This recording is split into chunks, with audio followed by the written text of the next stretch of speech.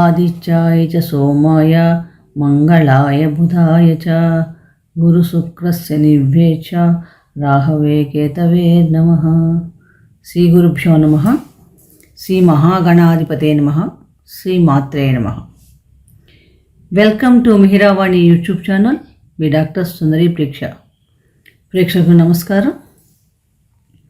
ఈరోజు మనం ఈ వీడియోలో శోభకృతనామ సంవత్సరంలో చివరి మాసం అనగా మార్చి నెలలో గోచార గ్రహస్థితి ఆధారంగా ద్వాదశ రాశి వారికి ఎటువంటి శుభాశుభ ఫలితాలు కలగబోతున్నాయి, ఉద్యోగ వ్యాపారాలు ఎలా ఉండబోతున్నాయి, విద్యార్థులకు విజయావకాశాలు ఎలా ఉన్నాయి అనే అనేక విషయాలు తెలుసుకునే ప్రయత్నం చేద్దాం. అలాగే ప్రతికూలతలు తగ్గించుకోవడానికి ఎటువంటి పరిహారాలు చేయాలి అనే విషయం కూడా తెలుసుకుందాం. ఈ ఫలితాలు మార్చి 1, 2024 నుండి 31/3/24 వరకు, అంటే శోభకృతనామ సంవత్సరం ఉత్తరాయణం మాఘమాసం కృష్ణ షష్ఠి శుక్రవారం నుండి ఫాల్గుణ మాసం కృష్ణ సప్తమి ఆదివారం వరకు వర్తిస్తాయి. ఫలితాలకు వెళ్లే ముందు ఈ మాసంలో గ్రహాలు ఏ రాశుల్లో సంచరిస్తున్నాయో తెలుసుకుందాం. ఎందుకంటే ఈ మాసంలో అనేక గ్రహాలు రాశులు కూడా మారుతున్నాయి, అనేక గ్రహాలు సంయోగాలు కూడా జరుగుతున్నాయి. చూస్తే మేషరాశిలో గురు సంచారం జరుగుతుంది. అలాగే కన్యలో కేతువు, మకరంలో కుజుడు మార్చి 14 దాకా, తదుపరి కుంభరాశిలో సంచారం, కుంభంలో బుధుడు మార్చి 6 వరకు, తదుపరి మీనరాశిలో సంచారం, అలాగే కుంభంలో రవి మార్చి 13 వరకు, తదుపరి మీనరాశిలో, శని సంచారం కుంభరాశిలో, శుక్ర సంచారం కూడా కుంభరాశిలోనే ఉంది. అంటే కుంభరాశిలో ఆల్మోస్ట్ 5 గ్రహాలు సంయోగం జరగబోతున్నాయి, కలిసిపోతున్నాయి ఈ మాసంలో. మీనంలో రాహు సంచారం. చంద్రుడు తులారాశిలోని స్వాతి నక్షత్రం నుండి బయలుదేరి అన్ని రాశుల మీదుగా పూర్తి చేసుకొని 27 నక్షత్రాలు కూడా పూర్తి చేసి ధనస్సు రాశిలో మూలా నక్షత్రం సంచారాన్ని ఈ మాసంలో పూర్తి చేస్తున్నాడు. అలాగే ఈ మాసంలో ముఖ్యమైన పండుగలు మార్చి 8వ తారీఖు మహాశివరాత్రి, 14వ తారీఖు నాడు మీన సంక్రమణం, మార్చి 24 కామదహనం, మార్చి 26 హోలీ పూర్ణిమ. కాబట్టి ఇటువంటి గోచార గ్రహస్థితి ఆధారంగా ద్వాదశ రాశుల వారికి ఈ మార్చి నెల ఎలా ఉండబోతుందనే విషయం తెలుసుకుందాం. కర్కాటక రాశి. కర్కాటక రాశి అంటే పునర్వసు నక్షత్రం 4వ పాదంలో పుట్టిన వాళ్ళు, పుష్యమి 4 పాదాలు, ఆశ్లేష 4 పాదాలు చెందినవారు కర్కాటక రాశి వారు అవుతారు. రాష్ట్రాధిపతి చంద్రుడు. కర్కాటక రాశి వారికి గోచారం గమనించినప్పుడు మార్చి నెలంతా కూడా 3 గ్రహాలు చక్కగా అనుకూలిస్తున్నాయని చెప్పొచ్చు. దశమంలో గురువు మాసం అంతా ఉంటాడు. అలాగే భాగ్యస్థానంలో రాహువు, సప్తమ అష్టమంలో కుజ శుక్రులు, రవి బుధ శుక్ర కుజ శని అష్టమ భావంలో సంచారం కూడా చేస్తున్నారు. తృతీయంలో కేతువు. అంటే ఈ రకమైన సంచారం చూసినప్పుడు వీరికి ఒక రకంగా సామాన్యంగా ఉందని చెప్పొచ్చు. కొన్ని విషయాల్లో మంచి ఫలితాలు కూడా మనకి గోచరిస్తున్నాయి. సహజంగా శుక్రుడు ఎప్పుడైనా సరే అష్టమ స్థానం సంచారం చేసిన భూలాభాన్ని కలగజేయడానికి అవకాశం ఎక్కువగా ఉంటుంది.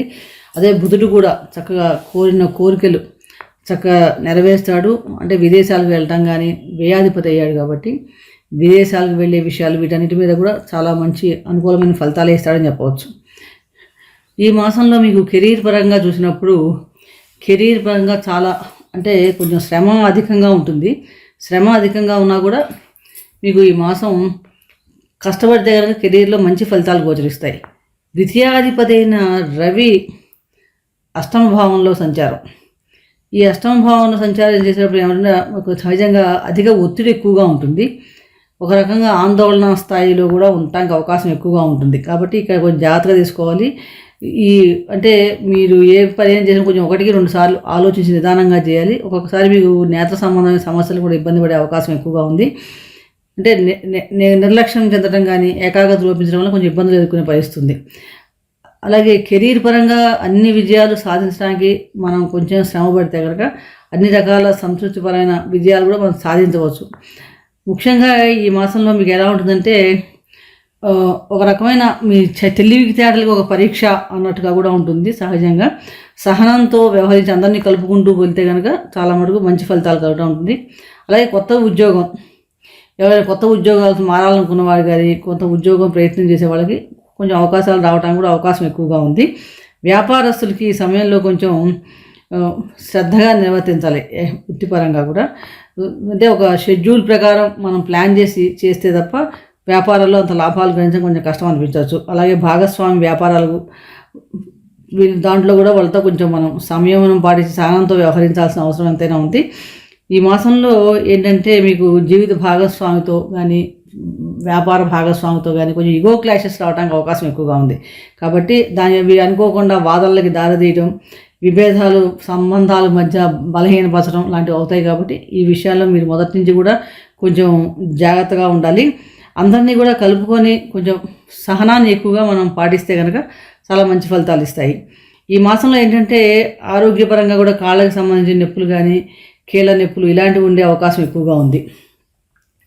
మొత్తం చూస్తే ఈ కర్కాటక రాశి వారికి మనకి అష్టమంలో ఆల్మోస్ట్ 5 గ్రహాలు సంచారం చేస్తున్నాయి. రవి, బుధ, శుక్ర, కుజ, శని. దీనివలన మార్చి నెల మొదటి కంటే కూడా రెండో వారంలో కొంచెం ఇబ్బంది ఎక్కువగా ఉంటుంది. ఈ విద్యార్థులకు కూడా ఈ మొదటి వారంలో మొదటి 15 రోజులు చాలా మటుకు అనుకూలంగానే ఉంది. ఎందుకంటే పంచమాధిపతి ఈ కుజుడు సప్తమంలో శుక్రుడితో కలిసి సంచారం చేస్తున్నాడు. ఆ తర్వాత అష్టమంలోకి వెళ్తాడు. సప్తమంలో సంచారం చేసే సమయంలో చాలా మటుకు ఏకాగ్రత దృఢంగానే ఉంటుంది. తర్వాత కొంచెం ఏకాగ్రత లోపించే అవకాశం ఎక్కువగా ఉంది. కుటుంబ సంబంధమైన విషయాల్లో కూడా చూస్తే కనుక కుటుంబం గురు దృష్టి చతుర్థ భావం పైన ఉండటం వలన చాలా మటుకు కుటుంబ జీవితంలో కొంచెం సామరస్యమైన వాతావరణం ఉంటుందని చెప్పవచ్చు. ఆర్థికంగా మటుకు ఈ నెల ప్రారంభంలో కొంచెం బలహీనంగా ఉండడానికి అవకాశం ఎక్కువగా ఉంది. కాబట్టి 3-4 వారాల మటుకు చాలా అనుకూలం, కొంచెం ఇంప్రూవ్ అవుతుంది మీకు. అంటే కొంచెం మీకు రావటం కానీ ఇలాంటివన్నీ విషయాలు ఎక్కువగా బాగా జరుగుతాయి. ఎందుకంటే మీకు రవి, శని వంటి గ్రహాలు అష్టమ భావంలో సంచారం చేయటం వల్ల ఊహించని ఖర్చులు, ఆకస్మికంగా ఏమైనా ఖర్చులు రావడం కానీ, వైద్య ఖర్చులు రావడం కానీ ఇలాంటి వల్ల మీ వ్యయ భారం పెరుగుతుందన్నమాట. ఆదాయం బాగున్నప్పటికీ కూడా వ్యయం కూడా ఎక్కువగా ఉంటుంది. కాబట్టి ఇక్కడ కొంచెం ఆరోగ్య విషయంలో కూడా మీరు పని ఒత్తిడిలో పడి ఆరోగ్యం మీద ఎక్కువగా శ్రద్ధ పెట్టలేకపోతారు. దానివల్ల ఆరోగ్య విషయంకు సంబంధించిన ఖర్చులు కూడా ఈ మాసంలో ఏర్పడే అవకాశం ఎక్కువగా ఉంది. కాబట్టి మీరు ఇప్పుడు ఏ పని అయితే చేస్తున్నారో, కొత్తవి ప్రారంభించకుండా వ్యాపారస్తులు ఇప్పుడు ఏ పని అయితే చేస్తున్నారో ఆ పని చేసుకోవడం వల్ల చాలా మంచి ఫలితాలు ఉంటాయి. అలాగే విందులకి, వినోదాలకి, విహారయాత్రలకి వెళ్ళాలని అనుకుంటారు కానీ ఆర్థిక పరిస్థితి మీకు అంతగా సహకరించదు. కాబట్టి కొంచెం అలాంటి వాటిని కొంచెం వాయిదా వేసుకోవడం మంచిది.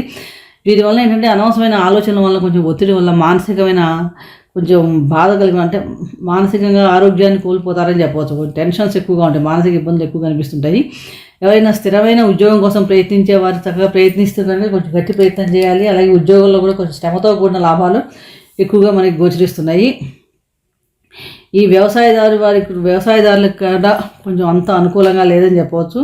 ముఖ్యంగా ఈ మాసంలో మీకు ఏంటంటే వాహనం మూలంగా ఖర్చులు రావటం కానీ, మీ ఎంప్లాయీస్ కానీ, ఫారినర్స్ అదే మన మిషనరీస్, పారిశ్రామికవేత్తలకి ఫ్యాక్టరీలు నడిపే వాళ్ళకి కొంచెం ఫ్యాక్టరీ మిషన్స్ వల్ల ఇబ్బంది కానీ, ఇంట్లో కూడా ఏమైనా ఎలక్ట్రిక్ సంబంధించిన మిషన్లు పాడవటం కానీ, వాటి సంబంధించిన ఖర్చులు రావటం కానీ ఇలాంటివన్నీ ఉంటాయి. అలాగే సమయానికి మీరు రుణం కూడా, అప్పులు కూడా చేతికి అందకపోయే పరిస్థితి కూడా ఏర్పడుతుంది. కాబట్టి రుణభారం పెరగటం, దానివల్ల ఆలోచన ఎక్కువగా రావడం ఇలాంటివన్నీ ఎక్కువగా ఉంటాయి.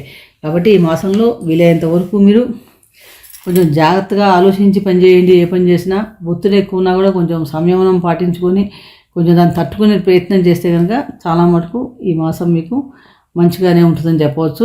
ఈ ఆరోగ్య విషయంలో మటుకు కంపల్సరీగా మీరు శ్రద్ధ ఎక్కువ పెట్టాలి.